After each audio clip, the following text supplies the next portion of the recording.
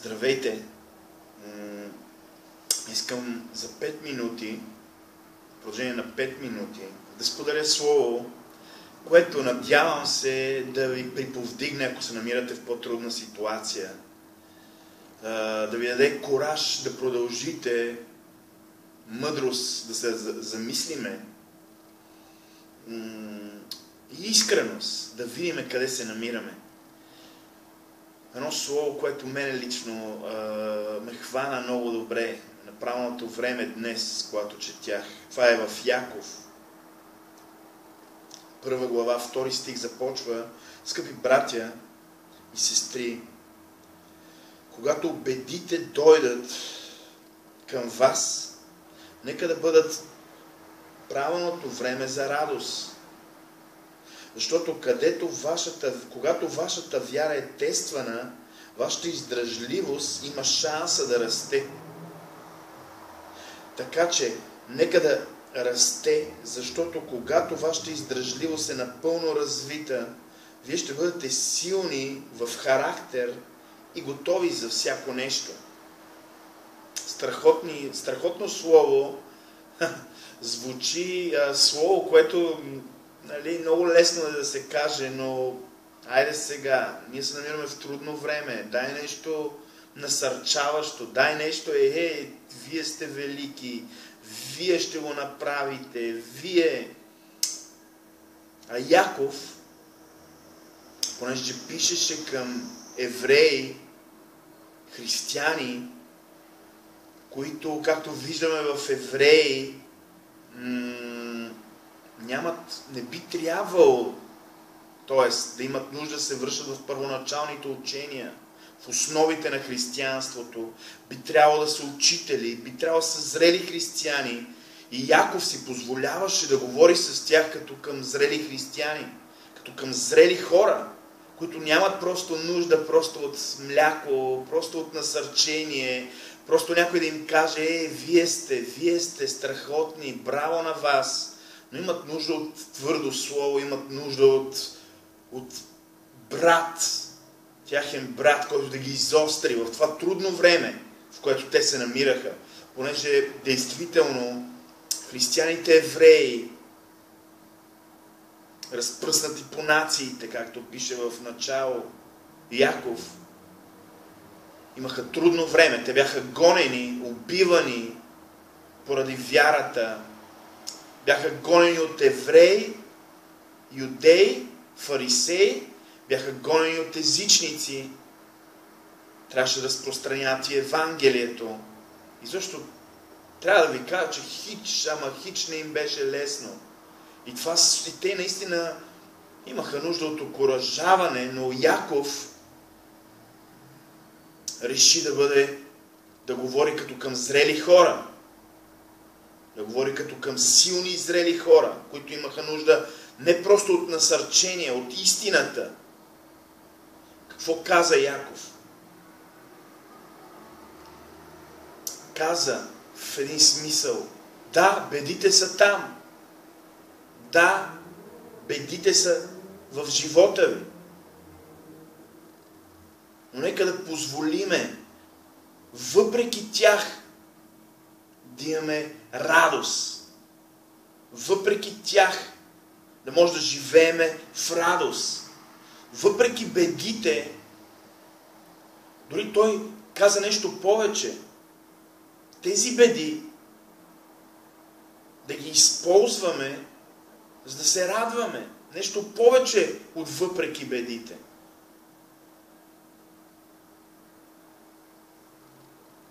Неестествено за нашия ум. Неестествено за нашия ум. Да се радваме, когато идват беди. Неестествено за нашия ум.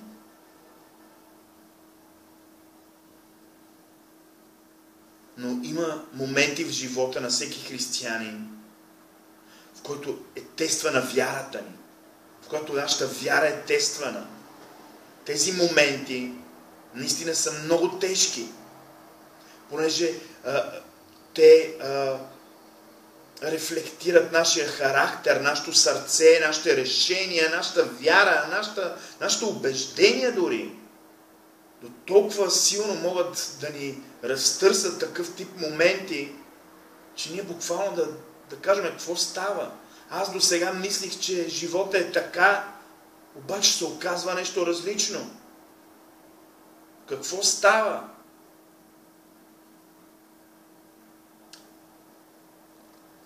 Какво иска да каже Яков?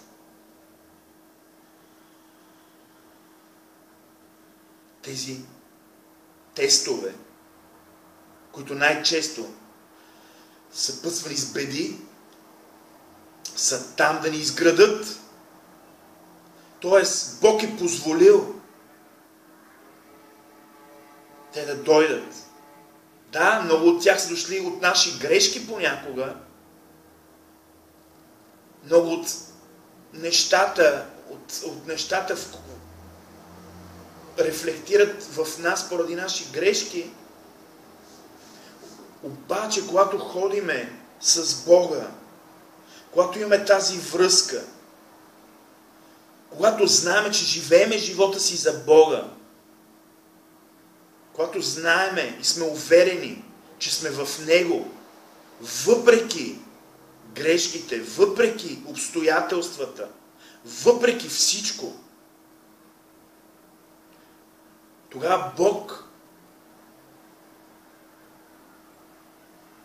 оставя някои от тези неща в нашия живот, тези беди да действат. Но Той не ги оставя, за да ни се надсмива и да каже: вижте колко сте жалки, виж колко си зле. Оставя до толкова беди и тежести и трудни провокации в нашия живот, толкова доколкото ние може да издържиме и само за да ни изгради, както пише по-долу, да изгради силен характер. Защо? За да може да бъдем готови на всичко. За да може да бъдем готови на всичко. Характера не винаги се изгражда от четене на книги. Характера не винаги се изгражда от четене на Словото. То е важно, то е основа. Въпрос, че характера много често се изгражда, когато сме в бедствена ситуация. Когато нашата вяра е провокирана до толкова, че нашия живот е провокиран.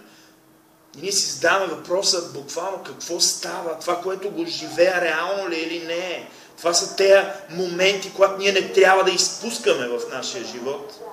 Това са моментите, които ние не би трябвало да изпускаме в нашия живот. А Яков дори говори, че ние трябва да се радваме. Ние трябва да имаме радост, понеже тогава нашата вяра ще бъде тествана. И когато издържиме изпита, теста, ние ще станем по-силен характер и ще сме готови на всичко. Ще имаме силата и благодатта да продължиме.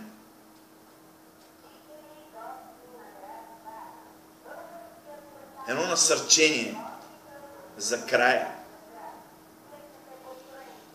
Ако някой от вас има нужда от мъдрост, ако той поиска да знае какво Бог иска той да прави, нека го пита него и той с радост ще му отговори. Много често да излезем от бедите, да излезем от трудните ситуации, много често ще ни трябва мъдрост. Всеки изход, истински изход е свързан с мъдрост, с мъдри решения. Какво може да направим, освен да се смирим и да кажем: не знам, Господи? Понеже истинската мъдрост започва от смирението: не знам, Господи. Започва от въпроси, в които нямаме отговор, и да кажем: не знам, Господи. Нито отговора на тези въпроси, нито как да излезна от тези ситуации.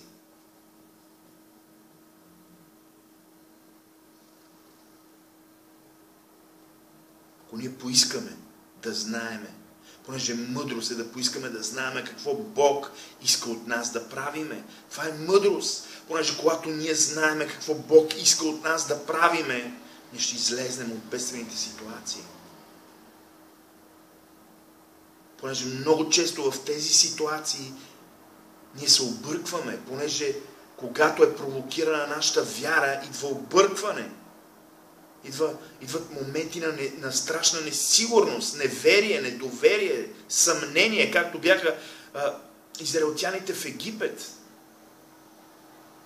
Когато дойдоха някои по-трудни ситуации, дойде в тях объркване, съмнение, неверие. По същия начин, когато дойдат ситуации в нашия живот, идва неверие, съмнение, несигурност, страх. Ние имаме нужда от мъдростта. Какво Бог иска от нас да правиме? Това е мъдрост. И ние трябва да го питаме. Понеже Той с радост ще ни каже. Той с радост ще ни каже. Понеже Той се радва. Той се радва да знаеме какво Той иска от нас. И така, скъпи приятели, аз не давам готови отговори, а просто семена за размисъл, семена, които ако ги приемеме и размишляваме над тях, и се молиме над тях, и четеме Словото, те ще ни дадат отговори. Бог ще ни даде отговори. Понеже много често това, което трябва да правиме, е да посадиме семена и да им дадем шанса да израстат. Насърчавам ви във време на беда да се молиме за мъдрост, да се молиме да видиме Господ Бог какво има за нас да правиме. Понеже отговора на този въпрос много често е решението на дадените трудни ситуации. Понеже в този въпрос, какво Господи искаш сега, когато аз съм в това трудна ситуация, е силно смирение. Понеже ние казваме, ние няма да излеземе по нашия начин. Ние няма да правим това, което сме правили преди. Ние ще се преклоним и ще търсим Твоята мъдрост, Твоя съвет, за да може да ни покажеш как да продължиме напред. И тези трудни и бедствени ситуации да се превърнат в сила, радост, за това, че нашия характер расте и става силен и ние сме готови да преминем през всичко. Поради благодата, която идва чрез смирението. Благославям ви!